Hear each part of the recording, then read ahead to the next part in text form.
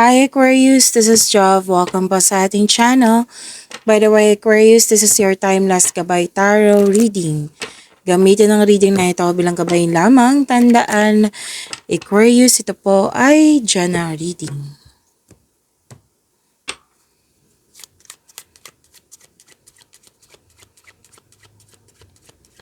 Mga parating po para kay Aquarius.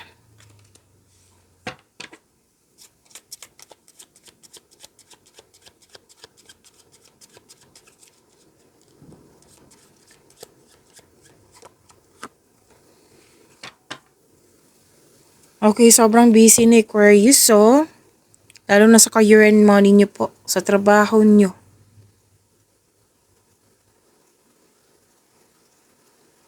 Nakikita ko dito na may nag-gain kayo.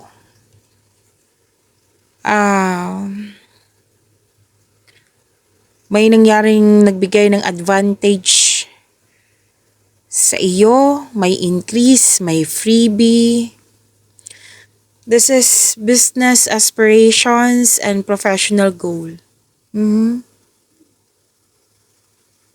So, maraming ganap, lalo na marami kang ginagawa ngayon sa inyong trabaho.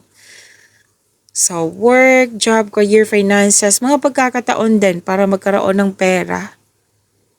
For increased income, may mga pagkakataon akong nakikita dito.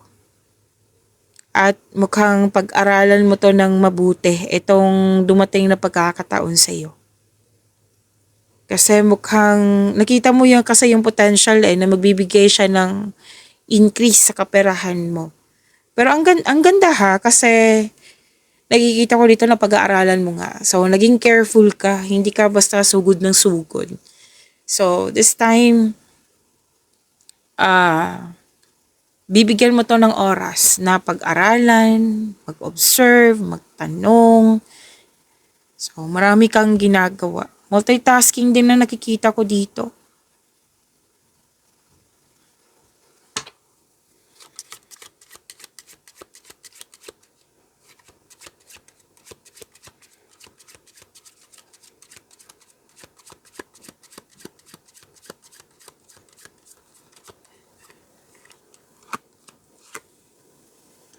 May mahalagang announcement or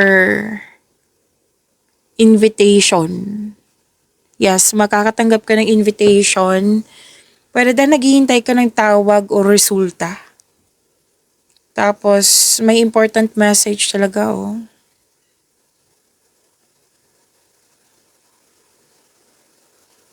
Nakikita ko talaga dito sa dalawang card na ito na pag-aralan mo talaga yung lalo na't may alok akong nakikita dito. So, nag-clarify po siya, different card po siya ha, nag-clarify na, which is sinabi naman ng card dito na tama tong gagawin mo, like mag-investigate, mag-aral, kumbaga, naging wiser ka. Hindi ka sugod ng sugod.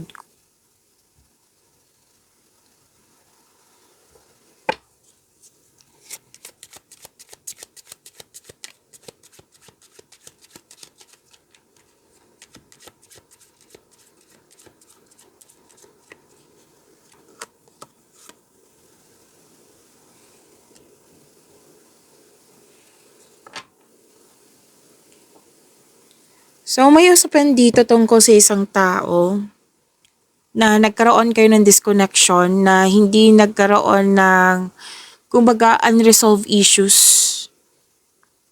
Oo. Pwedeng, kung ikaw ay lalaki, Aquarius, pwedeng wife mo to. Pwedeng hindi kayo nag-usap, nagkaroon kayo ng issue na hindi nabigyan ng sagot or solusyon. Yes, at may nakita din akong energy dito na malaki ang kanyang influence. Pwedeng ikaw to or pwedeng siya na malaki ang influence ng isang married woman dito na may mga, married woman. Oo, married woman. At may nakita din akong energy dito na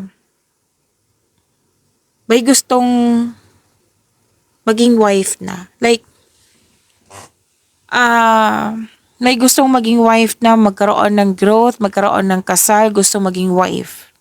Kung ikaw ay lalaki, Aquarius, pwedeng yung jowa mo, gusto niya magpakasal kayo, maging wife. Kung babae ka, gusto mo na maging wife. So some of you ha, hindi naman lahat to, kasi some of you married na. So may energy lang ako nakikita dito na may inaasam na magkaroon ng kasal, maging wife, yan. Like gusto mo talaga.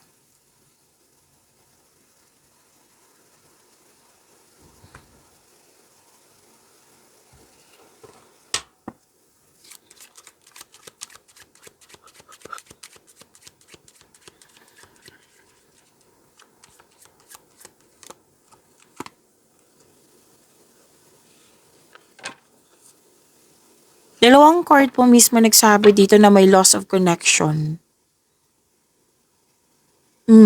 Nag-clarify na naman. Different card po siya. Loss of connection.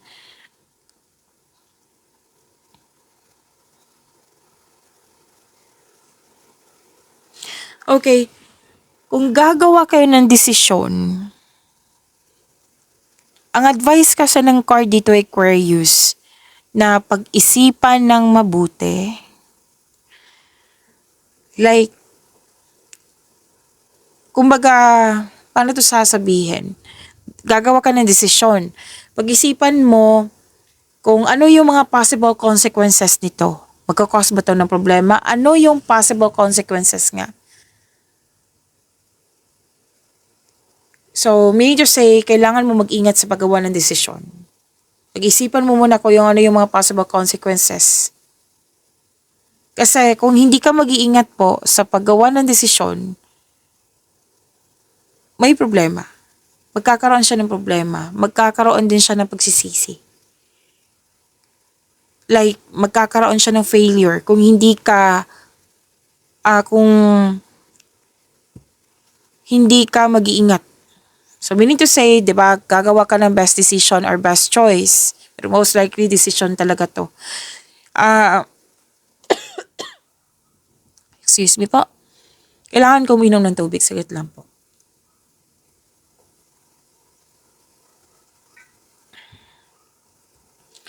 So, meaning to say, makakagawa ka ng best decision kung mayroon kang konkretong plano. Baga, pagiging handa. At yung sabi ng card ha, na kailangan pag-isipan mo na mabuti, ano yung possible consequences kung ito yung decision ko. So, decision 1, ito yung decision ko. Kung ito yung i-go ko, ano yung mga possible consequences niya? So, this is decision 2. Mas better pa ba ito kay decision 1? Ano yung possible consequences niya? Yan.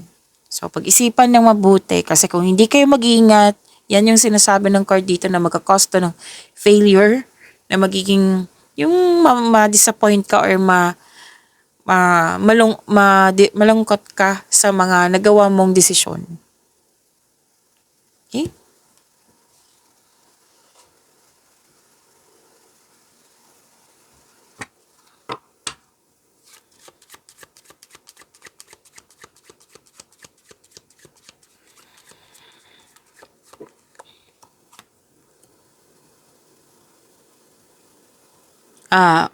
Tama to.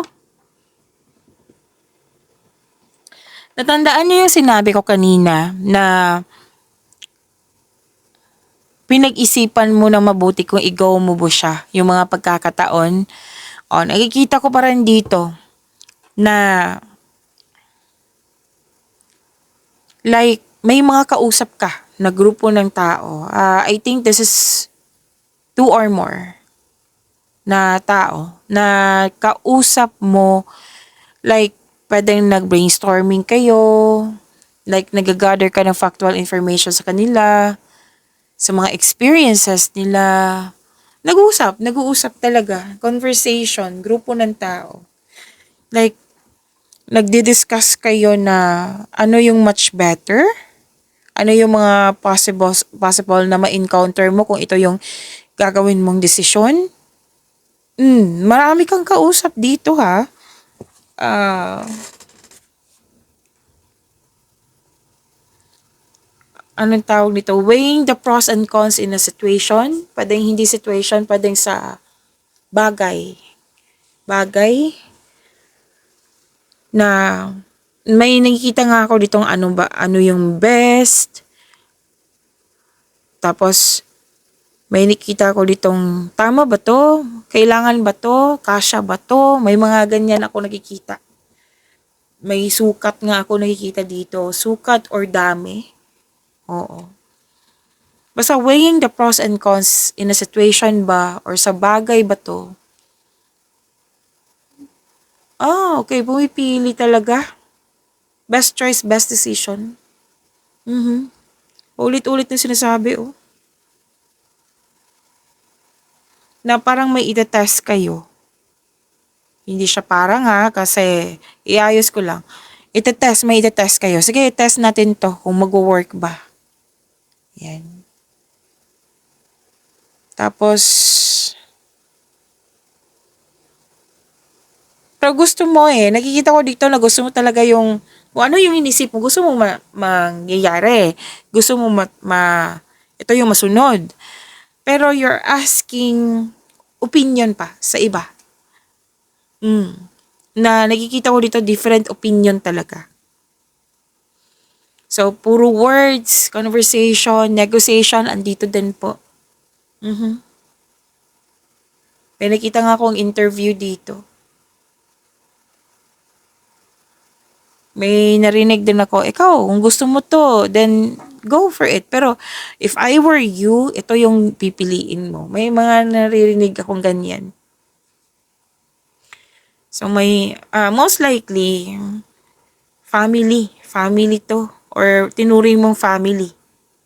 Kasamahan mo sa bahay. Sa nag-uusap po kayo. And this is good kasi, di ba, communication, pagkakaisa, and aware ka na may different opinion ng isa, siya din, ikaw din. Yan. So, nakikita ko dito, tumitimbang ka Pero at the end of the day, decision mo yan Ikaw din yung pipili. Ikaw din yung gagawa ng desisyon.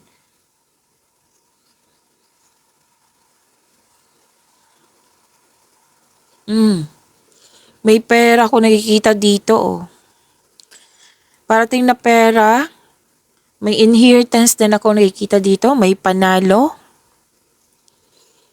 may luck, L-U-C-K, abundance, increase, wealth. Parati itong lumalabas sa iyo, Aquarius, good fortune, gandang kapalaran. Prosperity is yours, success, very confident. May nakita talaga ako dito na ito, may value to, worth it to. May mga ganyan akong narinig. Okay.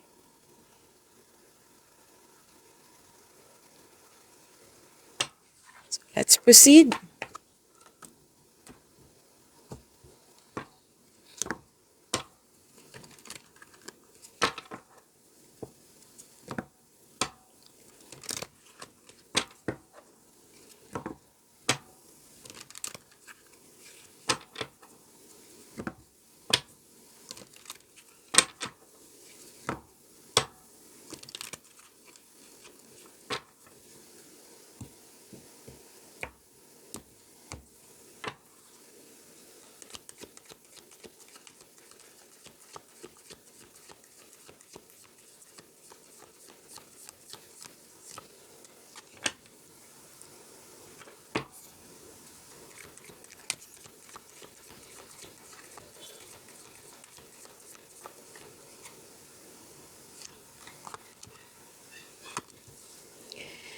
Aquarius, maraming salamat po sa mga hindi nag-skip ng ads. Subscribe na po kayo sa ating channel at click bell notification para updated po kayo sa reading natin. At para po sa mga gusto magpa-reading po, comment po kayo ng personal reading and check ma-reply sa comment section.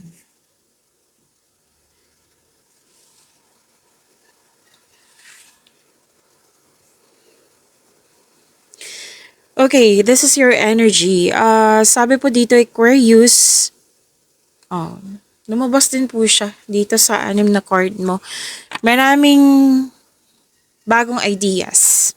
Bagong ideas, nagkaroon din ng clarity, nagkaroon ng determination, meron kang bagong ideas na agad mong binigyan ng aksyon para magkaroon ng maagang resulta. May magaganap talaga na importante pag-uusap. Kanina pa tong may kausap ka na nag-clarify dito ilang beses na lumabas. Ilang beses na lumabas sa cards mo dito din. May importante pag-uusap or confrontation sa isang tao. And itong kilos, oo, na nakikita ko dito, bibigyan mo ng aksyon. Sinabi ng card nyo dito na makinig at magtiwala sa inyong intuition. Kasi alam naman natin yung trabaho ng intuition, di ba? Siya yung magsasabi patungo sa susunod na hakbang na pagkilos. So, makinig at magtiwala sa inyong intuition kung maaari po. At napapansin din nila na may improvement sa iyong communication skills.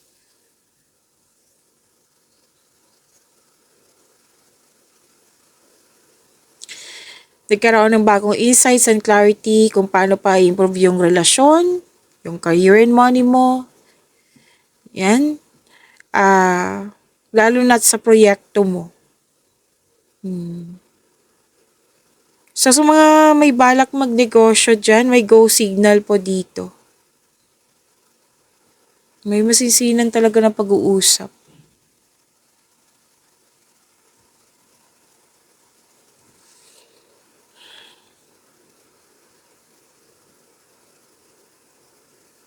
Okay, kanina pa to dito na lumabas sa dalawang card mo, nagkaroon ng pagkakaisa. Nagkaroon ng pagkakaisa, you're making memories. At ang ilan sa inyo may planong mag-outing. May magaganap na reunion, di ba? May nakita rin ako dito nag-spend time ka sa inner child mo or sa bata or sa mga bata. And may nakita rin ako dito nag-spend time kayo sa old friends, kasamahan, grupo kasi nakikita ko dito. Pero din sa family mo. At ipakilala mo na yung partner mo sa grupo ng tao. Masaya ka kasi very supportive yung grupo ng tao sa iyo. And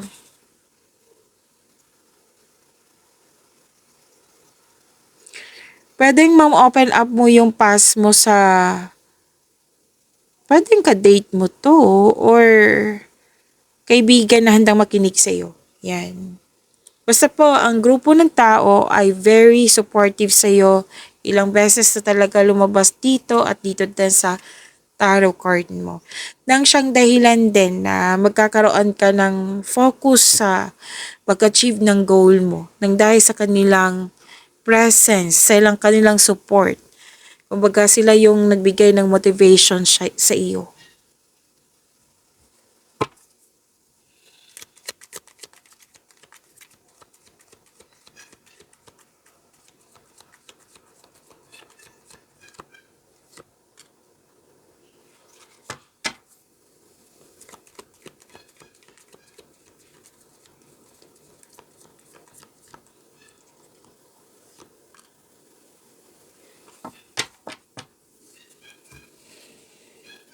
Career and money nyo po, Aquarius.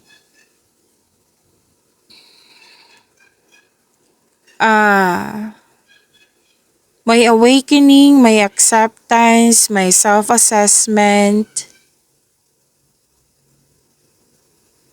At okay, may advice ang card nyo po, Aquarius, na mag-focus kayo sa pag-release sa nakaraan at mag-move forward kayo into a new and more successful period. Kumbaga, huwag niyo hayaan na mangyari yung, what I meant is, don't allow past mistakes. Like, may nangyari sa nakaraan na hindi mo gusto, yung pagkakamali, na pwedeng ito yung dahilan na natagalan ka sa paggawa ng desisyon.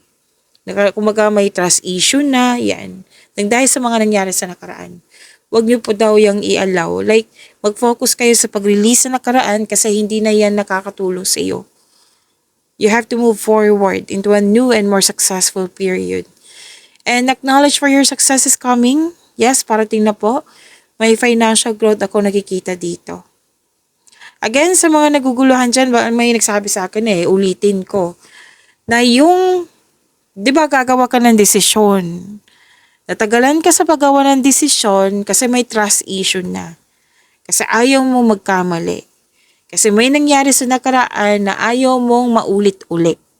Ayaw mo magkamali.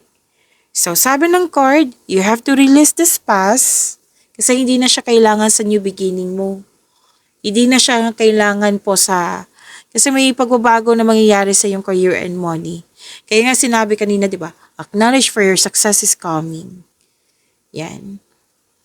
So, i-release mo itong nakaraan at accept, embrace this new beginning na magkakaroon ng financial growth.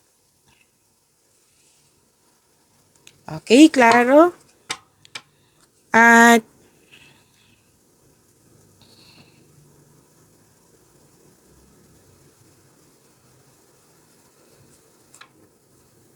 pagkakaisa pa rin yung nakikita ko dito. From here to here. May masungit ka or sensitive na kasamahan dyan na natuwa ako sa nakita ko dito kasi nagbigay ka ng mahabang pasensya at pag-intindi. And may advice din ng card nyo dito na pay attention kayo sa income nyo at sa paggasta. Okay, control, monitor, and save. And baka kasi mapagasta kayo ngayon so pag-isipan nyo na ng mabuti. Nakikita ko rin dito na may darating na tulong. And this is a gift from the universe na sinabi kasi ng card dito na you're divinely guided na magbibigay ang universe ng signs sa pamagitan ng isang tower kaibigan na maaaring makatulong sa struggle mo ngayon. And your desires will turn into reality. Wino-work na ito ng universe para maibigay sa iyo. Kaya kailangan mo ng mahabang pasensya. Kaya mag-alala, darating din po ito. So, your desires will turn into reality.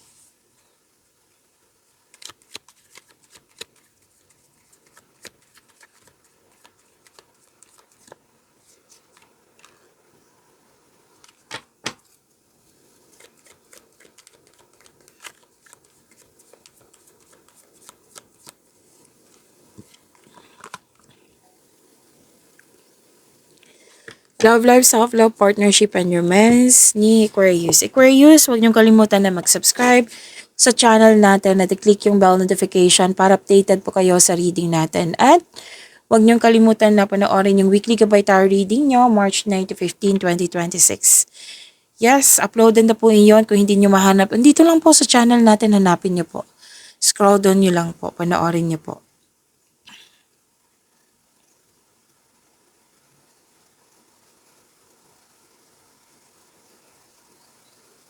Pagod dito si Aquarius.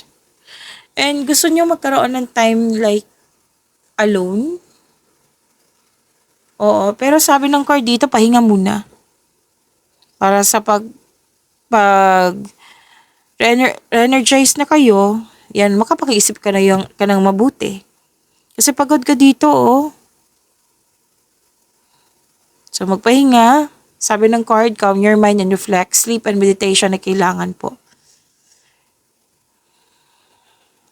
Gusto mong alone, me time.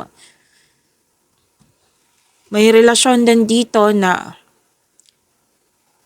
pwedeng napagod dahil sa hindi nagkaroon ng pagkakaunawaan.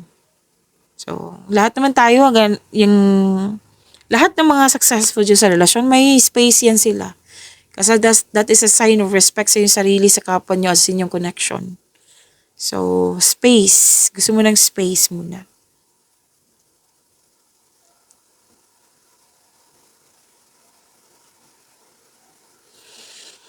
At sabi din dito, yung parating sa inyo sa mga single dyan, na yung parating sa inyo is na napakatalino, matagumpay sa buhay. At pwedeng naakit ka sa kanya the way siyang magsalita. Para sa mga relasyon sa buhay mag-asawa, okay, nagbigay ng mahabang pasensya, mataas ang pasensya.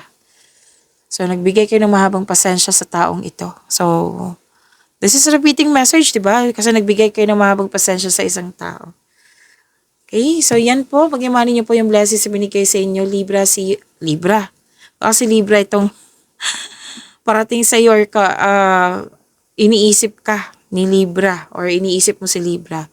So, pagyamanin niyo po yung blessings na binigay sa inyo, Aquarius. See you tomorrow. Maraming salamat po.